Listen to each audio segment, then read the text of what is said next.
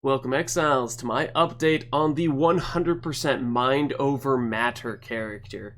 And this is all building around focus, because for Mind Over Matter, we can't get to 100% Mind Over Matter without focus. You'll see on the Focus Chest mod, you get up to 36% Mind Over Matter effect from the Focus mod. Without the Focus mod, with an Ilar Dex, with power charges, you can get roughly to around 70 to 80%.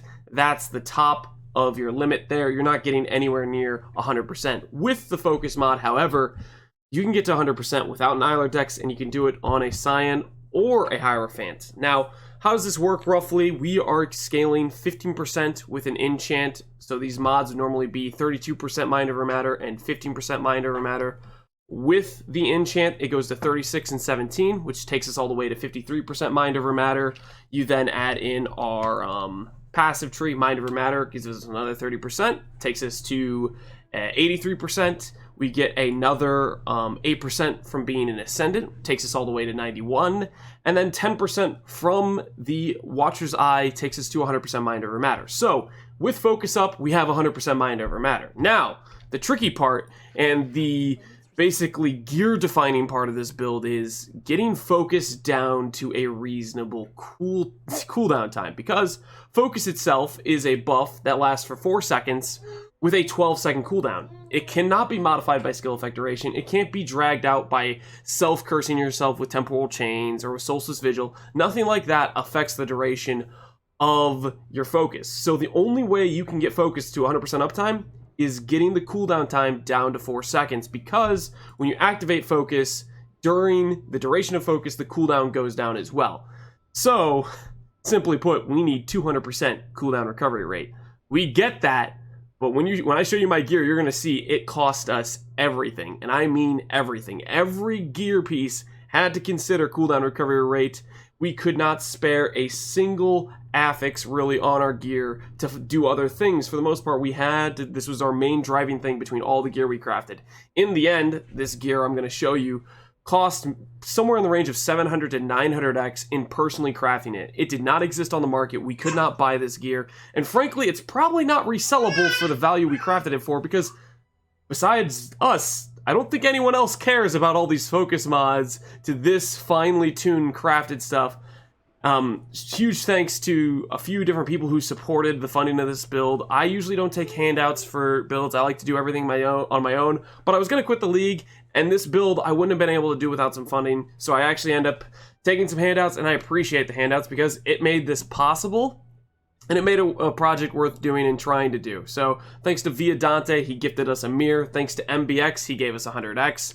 Thanks to Bayloff, I still don't think I'm saying his name right, but he gave us a bunch of gear that we sold for like 100 to 200x roughly. Point is, there was people that gave us a decent amount of currency, which is what you see here. This gear is the product of their currency. This gear does not have good resale value. It doesn't make us money, but it gives us a project to do that's something that's cool, never been done before. You'll see, I'm going to show you basically, walk you through the crafting process of the boots, then I'll show you the rest of the gear pieces, and you're going to have to extrapolate the crafting process basically to the rest of the items, because going over this just gear piece by gear piece will take a lot of time. So I'm just going to explain one of the pieces to you guys. The gear piece specifics here are, we want an Abyssal socket, and that's pretty much on every piece of gear, because an Abyssal socket equals 3% CDR, and we want the Focus CDR mods. On boots specifically, there are 2 mods that give you Focus CDR. There's Focus CDR specific, which rolls up to 35%, and there's one that gives you immune to ailments while focused with 8%. In order to get all 3 of these mods on one pair of boots, you either have to start with a fractured item, which didn't exist, so we would had to have fractured it, or B, do what we did, which is basically you craft with a hollow fossil, you then remove all the suffixes with annulment orbs, and if you take off the Abyssal socket, you have to redo a hollow fossil. You just keep doing that until you get open suffixes, 1 open prefix, you craft suffixes can't be changed, and you slam it with a veiled chaos.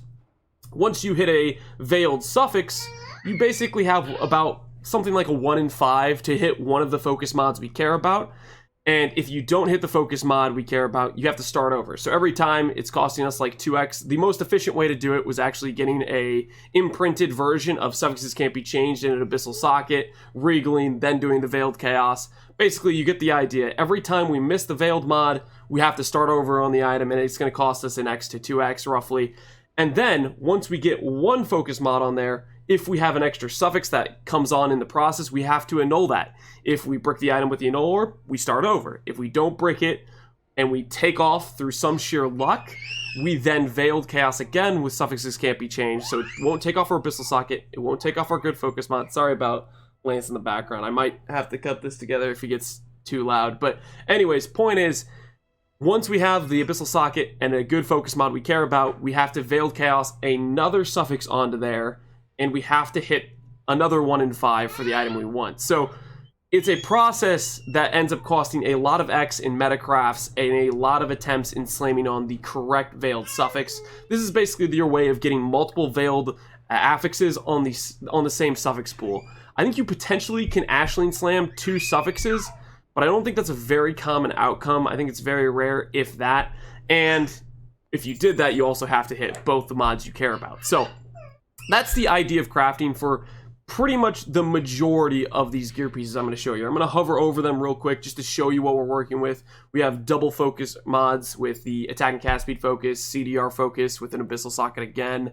For our ring, we have Assassin's Mark, we have focus CDR, we have mana regen rate. For our other ring, we have T2 res, focus CDR, and a mana regen rate. And then, of course, once we get the suffixes, we're doing another Suffixes Can't Be Changed with another Veiled Chaos to get another Veiled Prefix, because the Veiled Prefix mods on like rings, for example, give damage taken is recouped as mana. So that means if you take like a hit for 1,000 damage, over the next 4 seconds, the percentage of that damage you're going to recover. So if you get that on a lot of pieces of gear, it becomes a sustained mechanic because we're only taking damage to our mana pool, which is kind of cool.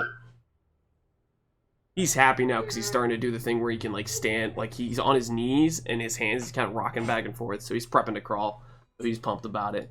Anyways, and for our amulet, we had to do a simplex amulet. Without the simplex amulet, we would need another jewel socket in the build, which is kind of hard to do.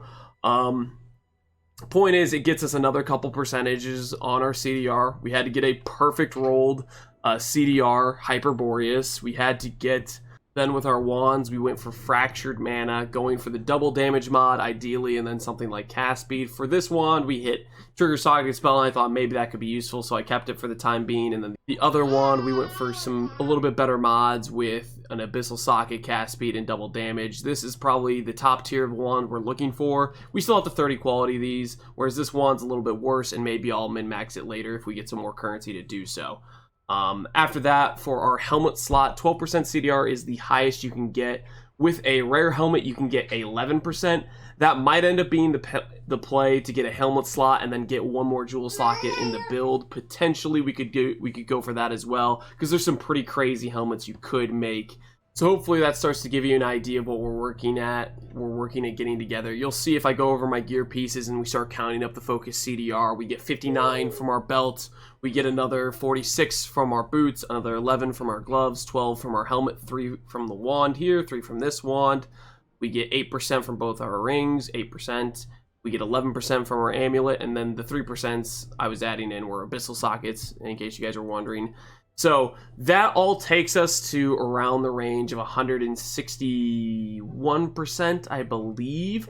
And then on our passive tree, we need to get another 13 Abyssal Jewels with 3% CDR. So you'll see on our tree here, we are grabbing basically every close jewel socket that we can get our hands on in order to get 13 jewel sockets to take ourselves all the way to that 200% CDR breakpoint.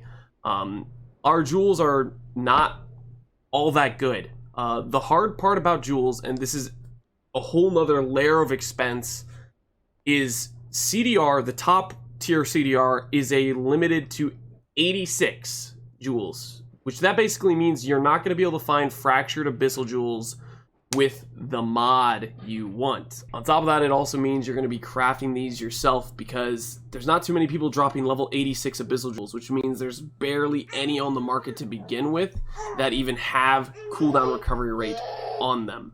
In case you guys can't see him in the background, I opened up the bigger screen that maybe shows him. Turn around in this playmat. I'm going to try to cut this video together where he's hopefully not making too much noise, but I don't have many options of when to record this, so sorry about that. Hopefully you guys don't mind him too much. Anyways, point is, it cost us pretty much everything just to get to 200% CDR. We get there, we get to 4-second cooldown. Now it's going to be a matter of trying out the build and seeing how well we can get it to work. So hopefully that gives you guys a good idea of where we're at with the build. I'll include the POV of what we have together just so you guys can take a look more in depth and see where we're at with the character. We haven't picked the skill, we haven't picked much of anything yet, but we're going to get there. Hopefully in the next couple days I'll have another video for you where we're actually playing the character and we'll see where it goes.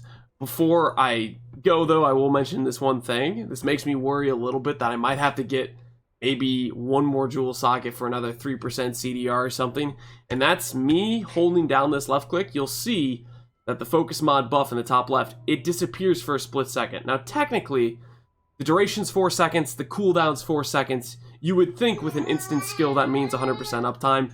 Maybe with how the server ticks work, maybe we miss the server tick by just a little bit, and then we end up having some downtime. I don't know. We'll see. I'll let you guys know how it ends up going. If we end up needing to get a little bit more CDR, it's going to be doable. Like, we don't have voices. We can still get another 2 jewel sockets in the build, arguably, for a couple passives.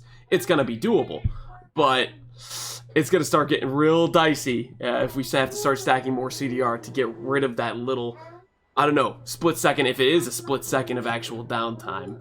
All in all, to craft the gear for this character, to put it all together, it's been a journey so far, and I'm excited to actually start putting a skill on it and getting in some maps and seeing how the character actually plays and feels and whatnot. Hopefully it won't be too long before I have the next video out of this character actually doing stuff in maps and get another update for you on the 100% Mind Over Matter project. Lance is saying goodbye to you guys. He's happy you guys came to watch the video. As always, thanks for watching. Have an excellent rest of your day, Exiles. Yeah, guys.